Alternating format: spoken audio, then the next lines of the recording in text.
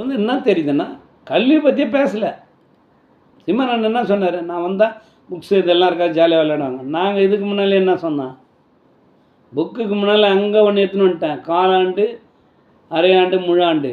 நான் எப்படி தெரியுமா எடுத்துன்னு வந்தேன், புக்கு நீ சொல்லிட்ட, நாங்கள் சொல்கிறதுக்கு முன்னாடி இதெல்லாம் நடைமுறையாக படுத்தியாச்சு. அந்த மாதிரி புக்கு குழந்தைங்க பெரிய லெவலுக்கு இருக்கிற குழந்தை எடுத்து போகலாம், 3ஆவதுக்கு மேலே இருக்கிற குழந்தை இல்லை 5ஆவதுக்கு மேலே இருக்கிற குழந்தை புக்கு எடுத்து போக சொல்லலாம். அந்த புக்கு கூட எப்படி இருக்குங்க நாங்கள் பிரித்து வச்சுக்கிட்டோம்னா, காலாண்டு வரையிலும் எல்லா சப்ஜெக்ட்ஸ்லையும் என்ன வருதோ அத்தனை எடுத்துக்கணும். அதே போல் மேத்தமெட்டிக்ஸில் எத்தனை சாப்டர்ஸ் அதுக்கு ஈக்குவலாக இருக்குமோ அது காலாண்டுக்கு மட்டும்தான். அப்போ உனக்கு எல்லா வெயிட்டும் குறைஞ்சிடுது இல்லை, மீதி 2 பங்கு எடுத்து போகாது குழந்தை. இப்போ அப்படி இல்லை, 40 பாடங்கள்னா 40 பாடம் இருக்கிற புக்கும் எதுன்னு தான் போகுது. அப்போ அந்த வெயிட்டு சம்மந்தெல்லாம் எடுத்து போதில்லை, அத்தையே மாற்றணுங்க நாங்கள். இப்போ இல்லை, 22 வருஷம் முன்னாலே இன்கம் டேக்ஸில் மாற்றணும். நான் ஏதி ஐடியாவை கொடுத்து அதுக்கு ப்ரைஸே அடிச்சு, கம்ப்யூட்டர் ப்ரைஸே அடித்தான் ஒரு பையன் எங்கள் ஃபாரினில் பேசி. என்னுடைய ஏன்னா அவங்க டிபார்ட்மெண்ட்டில் இருந்தவங்க அவங்க இந்த ஐடியாவை அவங்க பையன்கிட்ட சொல்லிக்கிறாங்க. அந்த பையன் மூலிமா பாரு அவன் எங்கேயோ ஃபாரின் போகிறப்ப அதை பேசி கம்ப்யூட்டர் அடிச்சுன்னு வந்தானா அந்த பெருமையை என்கிட்ட சொன்னாங்க. உன் கருத்து தம்பா பேசுனாங்க, கம்ப்யூட்டர் கிடச்சிதுங்க. ஏன்னா தூக்கி தள்ளியாக வச்சுன்னு நாங்கள் என்ன நாடு பயனடிதான் அவ்வளோதான். மற்றதெல்லாம் வந்து நான் கேட்க நடு வந்து படிக்கட்டு வந்துக்குது, அது யாரால் வந்து தெரியுமா? பஸ்ஸில் யாரும் தொங்க விடாத பண்ண முதல்லன்னா சென்ட்ரல் பஸ்ஸு வந்து படி வைக்கணும்னு சொன்னேன். அது கூட 2வது சிஸ்டம் தான். ஃபஸ்ட்டு சிஸ்டம் என்ன தெரியுமா?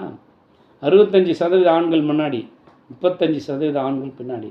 இப்போ எப்படி திரும்பி யாருன்னா கில்வானா, சீண்டல் பண்ணுவானா? அவங்க எல்லா ஆண்களையும் முன்னால் அனுப்பிச்சிட்டேன், பின்னால் லேடிஸ். இப்போ நீ கேட்கலாம், இதில் யாருன்னா கர்ப்பிணி வந்தால் எப்படி உட்கார முடியும் லாஸ்ட்டில்? கொஞ்சம் அந்த ஃபஸ்ட்டில் இருக்கிற சீட்டில் இடம் கேட்டு உட்காந்து போகிறாங்க. கொஞ்சம் வாலிமான பையன் இல்லை பொண்ணாக இருந்தால் கொஞ்சம் பின்னால் உட்காந்துங்க, ஏன்னா தூக்கி போடும். உங்களை விட யோசிக்கிறோங்க நாங்கள். அந்த 65-35 இன்ட்ரடியூஸ் பண்ணுங்க, பண்ண முடியலன்னு வச்சுக்கோ. அதுக்கும் இன்னொன்று சொன்னேன், 35 கூட இப்போ கம்பி வந்து இப்படி வந்துங்குதுன்னு வச்சுக்கோ, இது 65 வரையிலும் தான் வரணும். 35க்கு ரெடியூஸ் ஆகி அங்கேருந்து ஒரு 3 இன்ச்சோ 5 இன்ச்சோ ரெடியூஸ் அதை வந்து கம்மியாக்கி அதுக்கப்புறம் கம்பி போனோங்க.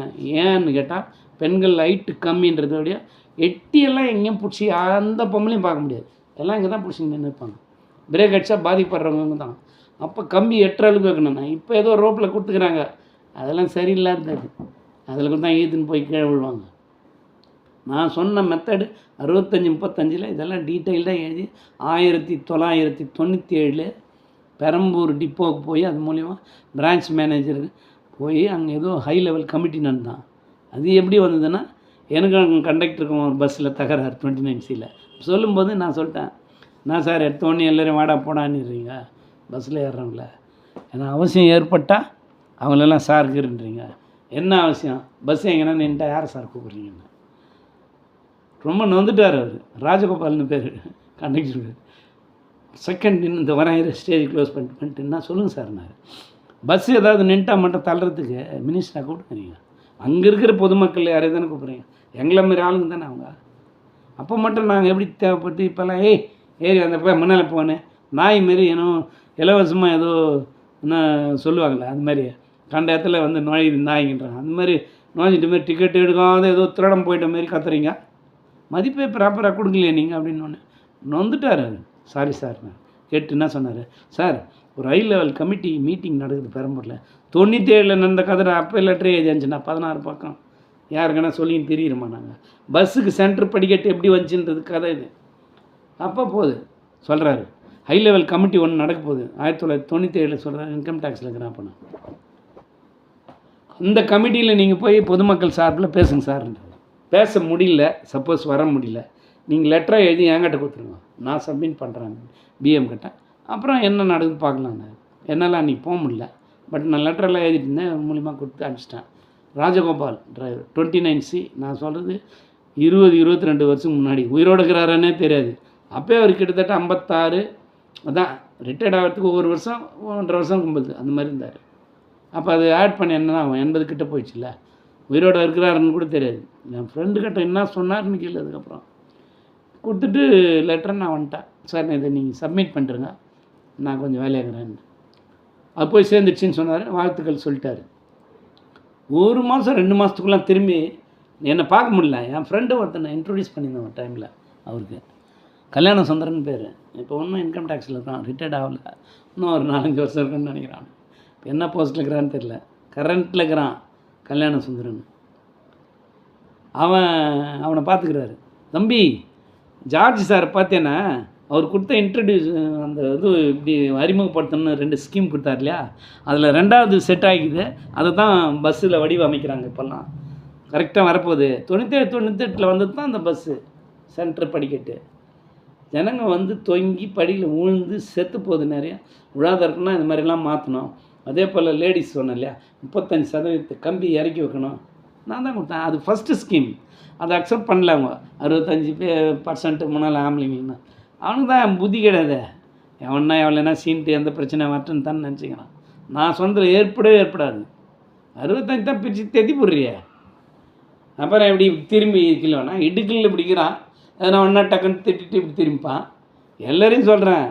அது மானம் சூடு சோறுனம் இல்லாதவனுக்கு உப்பு போட்டு சோறு தூண்டலாம். அவனுக்கு வந்து அவன் தான் உப்பு போட்டு சோறு தூண்டுற எவனாக இருந்தாலும் இயற்கையை மீறி கை போவோம். அவளை தான் சொல்லணும். ஏன்னா நீ தான் கட்டி பிடிச்சிக்கிற அளவுக்கு பஸ்ஸில் ஜனங்களை அனுப்புறியா. அப்போ அந்த குற்றம் நடைபெறும். அதனால தான் நான் மாற்றி அமிச்சேன். 65 முன்னால் தெத்து ஆம்பளைங்கள, பின்னால் 35 உட்கார வை. அதுலேயும் கூட ப்ரெக்னென்ட் கன்சீவாக இருக்கிற பொம்பளை வந்தால் வேறு மாதிரி மாற்றிக்கலான்னு சொன்னேன். அந்த மாதிரிலாம் ஐடியா போட்டு எல்லாம் பண்ணி 1997 வந்தது தான் அந்த சென்ட்ரு பஸ் படிக்கட்டில் வந்தது. அது யார் கொடுத்து? ஜார்ஜ் அண்ணன் கொடுத்த ஐடியா. என் பேரை எழுதி வைக்க சொல்லிட்டுனா போய் கேள்றா. பெரம்பூர் பஸ் டிப்போவில் 22 வருஷத்துக்கு முன்னால் பிஎம்ஐ யார் இருந்தது? 22 வருஷமாக 29C கண்டக்டர் ராஜகோபால்னு யாருன்னா ஒர்க் பண்ணாங்களா? எவனுக்குன்னா ஆர்வம் தான் போய் விசாரித்து எடுத்துக்கோ டீட்டெயிலை. சொன்னது உண்மையாக இல்லையா? அவர் உயிரோடு தான் சொல்லுவார். உயிரோடு இல்லைன்னா யாருக்கு தெரியும்? என் ஃப்ரெண்டுக்கு தெரியல. இன்கம் டேக்ஸில் கல்யாண சுந்தரன்னு இருக்கிறான்ல இப்போ. அவனை பார்த்தா நான் 5-6 வருஷம் ஆகிடுச்சு. உயிரோடு இருப்பான். அவன் ஸ்போர்ட்ஸ் மேனேஜர். அதனால் எல்லாத்துக்கும் மேலே அது அப்புறம் நல்லது நினைக்கிறான். அவனோட போய் கேட்டுங்க. எதுக்காக இதெல்லாம் சொல்கிறேன்னா, நாங்கள் வந்து பொதுமக்களுக்காக பாடுபட்டுன்னு நாங்கள் என்னென்னவோ செய்துங்க. கமெண்ட்ஸ் உட்காந்துன்னு இங்கிலீஷே கூட்டி பார்த்து படிக்க தெரியாத நாயெல்லாம் என்ன மட்டும் இல்லை, எதை போட்டு என்ன இது இருக்கா அது இருக்கா அவனுக்கு எத்தனா ஒன்று கேட்டுன்னு தமிழில் அது கூட தமிழில் அடிச்சா இங்கிலீஷில் வருதுல்ல, அதை போடுறதுக்கே இவங்களுக்கு உச்சானா. அதுக்கு முக்கியமான வார்த்தைங்களே இங்கிலீஷில் தெரியுமே. எங்களுக்கு டாக்டருங்களுக்கு ஈக்குவலாக தெரியுமே. அப்போ நாங்கள் என்ன போட்டு திட்டு லேவட்டர் அணின்னு சொன்னேன். சிஸ்டர் நான் சைலி இதெல்லாம் போட்டு எதனா நான் சொல்லி அனுப்பிச்சினேண்ணா, நீ கெட்ட வார்த்தையில் திட்டுறேன்னா இல்லையான்னு உனக்கு தெரியுமா? இதுக்கு மீனிங் தெரிஞ்சது தானே. நீ எவனை கேட்டாலும் தெரியாத சாதாரண ஸ்டூடெண்ட்டுக்கு. எம்பிபிஎஸ் படிச்சுன்னு போய் கேட்டேன்னா அது கெட்ட வார்த்தை இல்லைன்னு சொல்லலாம். இல்லைன்னு என்ன நினச்சிப்ப? அந்த மாதிரிலாம் வேர்டுங்க இருக்குது. பார்த்து நடந்துங்க. சாதாரண ஆளுங்களாண்ட மோதுங்க, படிச்சவங்களாண்டெல்லாம் மோதாதீங்க. நார் அடிச்சிடுவான். அப்புறம் அவன் எழுதுகிற வார்த்தை நீ கண்டுபிடிக்கிறதுக்கு ஊரெல்லாம் போய் தேடிக்கணும். இன்னும் வார்டு மெம்பரே வார்டு நம்பர் நீங்கிற உனக்கு ஏன்னு சொல்லிட்டு போகிறான் மீனிங்க. அடுத்ததில் வர